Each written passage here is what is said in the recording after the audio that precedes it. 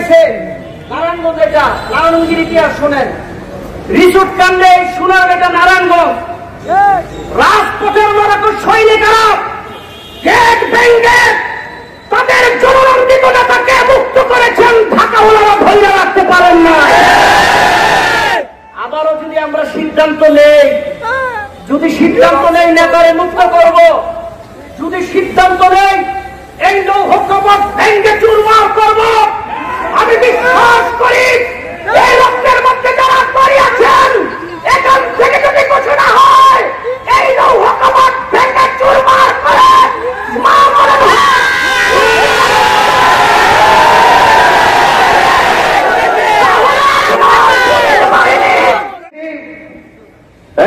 সভাপতির বক্তব্য নিয়ে আসছেন চলমান মুক্তি আন্দোলনের অন্যতম স্লোগান তারুণ্যের অহংকার নারায়ণগঞ্জ মহানগর উলামা পরিষদের সংগ্রামী সভাপতি জনাব হযরত মাওলানা ফেরদৌসুর রহমান।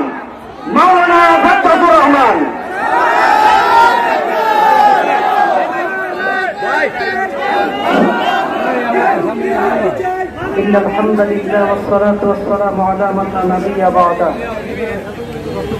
أما بعد فأعوذ بالله من الشيطان الرجيم بسم الله الرحمن الرحيم ولا تهنوا ولا تحزنوا وأنتم الأعلون إن كنتم مؤمنين صدق الله مولانا العظيم।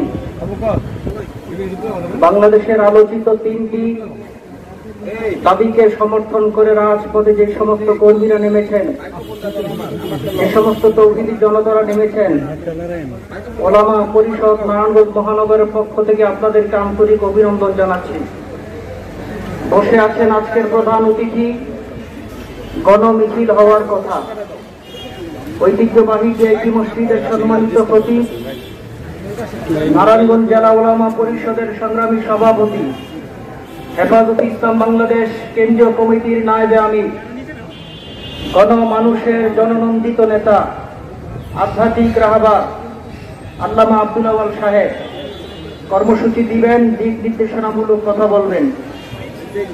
বাংলাদেশ নামক রাষ্ট্রটি যে স্তম্ভের উপরে দাঁড়িয়ে আছে, প্রত্যেকটি স্তম্ভকে এই অবৈধ সরকার চুরমার করে দিয়েছে।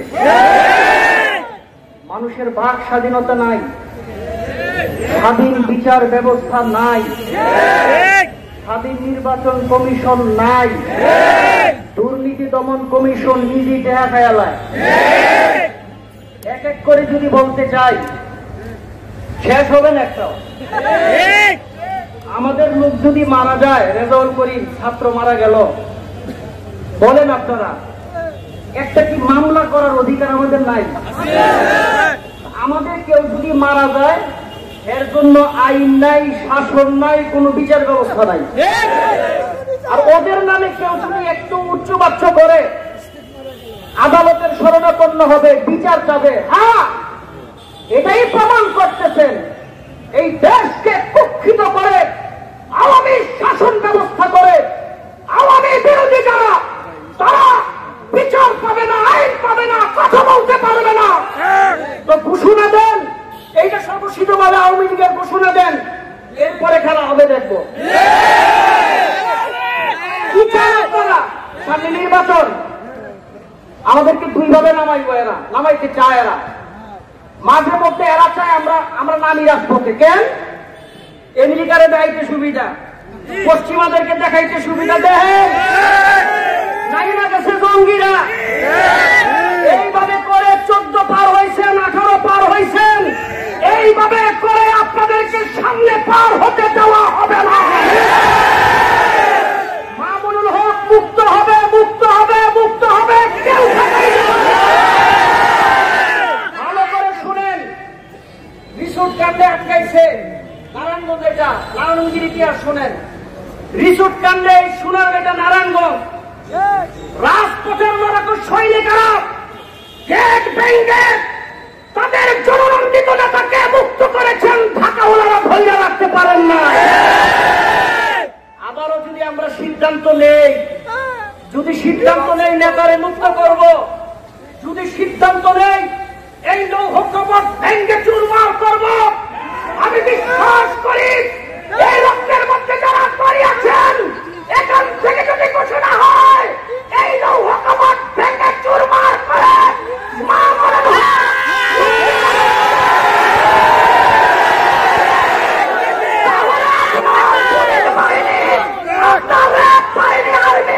কেউ ঠেকাইতে পারবে না।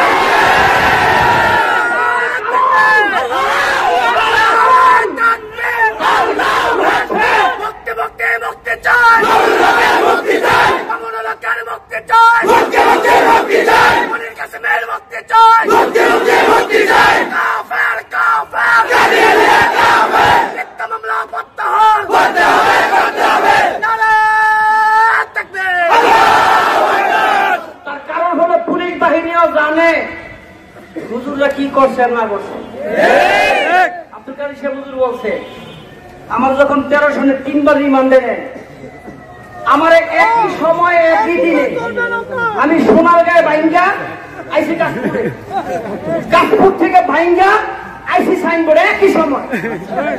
তো রিমান্ড শুনানি করছেন তৈবুর আলম খন্দকার। উনি বলে স্যার একটা মানুষ সোনারগাঁয়ে ভাইঙ্গা একই সময় আবার কাশপুর ভাইঙ্গা একই সময় আবার সাইনবোর্ডে ভাঙে কেমনে কয় কিছু করার নেই, উঠবেন নির্দেশ।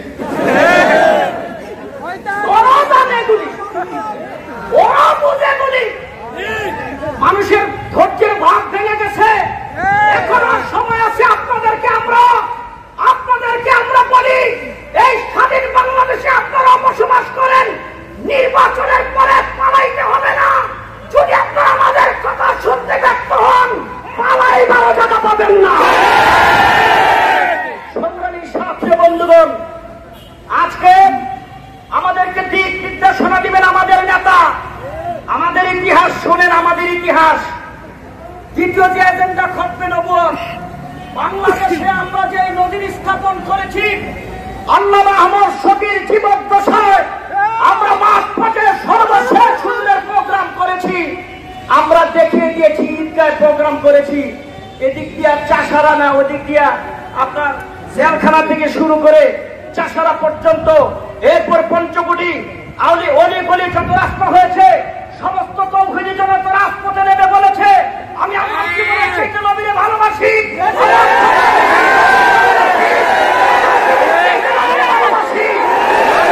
আব্দুল ওয়াহাব সাহেব ঢাকা কি হয় না হয় আমাদের এই খেলা আপনার নারায়ণগঞ্জ দেন, এটা ইতিহাস বড় কঠিন। আমি সর্বশেষ একটি কথা বলে আপনাদের কাছ থেকে বিদায় নিতে চাই। জেলখানায় যখন গিয়েছিলাম 2 দিন আগে, আমি যখন জেলখানায় ঢুকলাম তখন যে কোনো ভাবে হোক আমি একটু আগে খবর পাইছি আব্দুল ওয়াহাব সাহেব সহ 11 জনের জামিন নামঞ্জুর। হুজুরা জেলখানার ভিতরে ঢুকতেছে, মাথাটা নষ্ট হয়ে গেল। ভিতরে ঘুরতেছি, আরে হুজুরা থাকবো কই, এই ওয়ার্ডে থাউন যায়। আরে সর্বনাশ, বিড়ির গন্ধ জেলখানার ভিতরে। জেলখানার ভিতরে মাদকের গন্ধ। জেলখানায় যদি মাদক যায় তাইলে ঠেকাইবেন কেমনে? আমি ডিআইটি হুজুরের নিরিবিলি পাইছি 11টা দিন, নিরিবিলি। বহুত বুঝাইছি হুজুর, দেখেন এই দেশ আমাদের, এই জনগণ আমাদের, আমাদের টাকা লাগে না নির্বাচন করতে, পয়সা লাগে না নির্বাচন করতে। হুজুর আপনি যদি নির্বাচনে দাঁড়ান খোদার কসম করে কই মানুষ ভোট দিয়ে ওদের জামানত পরিবঙ্গে ফেলাইব। হুজুর আমার কথা মানছে। হুজুরকে বাবা বুঝছি আমি নির্বাচন করলে পাস করব, এরপর কি করবো? আমি কে আমার মন্দিরে যাইতে আমার মিথ্যা কথা কইতে আমার দুর্নীতি হয়ে যায় আইয়া নিজের মানুষ অনেক কিছু করবে, আমার এগুলি সবাই এগুলি আমার দ্বারা সম্ভব না। খানকে চোখ মিলে আল্লাহ আল্লাহ করতেছি, একবার আল্লাহ আল্লাহ করে ভিআইপির সামনে বুলেটিন ছাড়িয়ে এগুলি খেলাই দাঁড়াব আছে। সুতরাং এই দেশে আমরাও রাজনীতি বুঝি, এই দেশের রাজনীতি, এই দেশের রাজনীতির পথ আমাদের অক্ষরে অক্ষরে চিনা আছে, জানা আছে। আপনারা রাজনীতি করেন না, জান ফতুল্লায় মানুষ কিভাবে দুর্ভোগে আছে, সিদ্ধিরগঞ্জে যান মানুষ কিভাবে দুর্ভোগে আছে। এত উন্নয়ন কোথায় আপনাদের? চাপাবাজি আর কিচ্ছু না। সংগ্রামী সাথী বন্ধুগণ, আপনাদেরকে আরেকটি মেসেজ দিতে চাই। আগামী রবিবার দিন মামুনুল হক সহ কারাবন্দী সমস্ত ওলামায়ে কেরামের মুক্তির দাবিতে সারা দেশে ডিসি কার্যালয়ে ডিসি বরাবর আমরা একটা স্মারকলিপি পেশ করব। নারায়ণগঞ্জে 20 তারিখ আগামী রবিবার দিন ঠিক 12টা বাজে আমরা ডিসি অফিসে যাব। ভিতরে তো ঢুকতে দিব কয়েকজন, বাহিরে লোকজন দরকার আছে না? যাবেন ইনশাআল্লাহ? কারা যাবেন?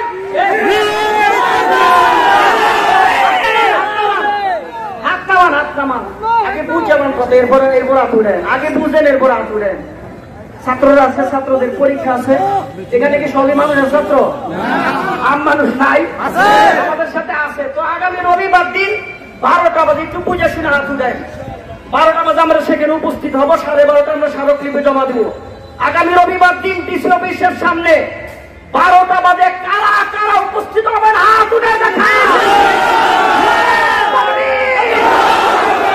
আল্লাহ তাআলা আমাদের সকলকে কবুল করুক। সকলে বলেন আমিন। নতুন কোট ডিসি অফিসের সামনে আমরা সেখানে উপস্থিত হব ইনশাআল্লাহ। আর সর্বশেষ আমাদের গণমিছিল হওয়ার কথা। ভাই, গণমিছিলের জায়গা আমাদের সরকারও দিতে পারবে না, আমাদের কেউ দিতে পারবে না। শুরু করলে দেখা যাবো চাষারা গেছে গা, লেনজামেনটা খুঁজে হয় না। এই গণমিছিল কইরা আমরা এরকম রাজপথ আমাদেরকে দিতে পারে নাই। এর জন্য হুজুর পরামর্শ দিলেন গণমিছিলটা হবে না আজকে ইনশাআল্লাহ। গণমিছিল হবে না, আগামী রবিবার দিন স্মারকলিপি পেশ করব। এরপরে ধারাবাহিক আন্দোলন। আমি টিআইটি হযরতকে বলবো হক নবুয়তের আন্দোলন ডাক দেন। আমি টিআইটি হযরতকে বলবো নারায়ণগঞ্জে আলেম ওলামাদের মুক্তির জন্য মহাসমাবেশের ডাক দেন। লক্ষ লক্ষ জনতা রাজপথে নামবে।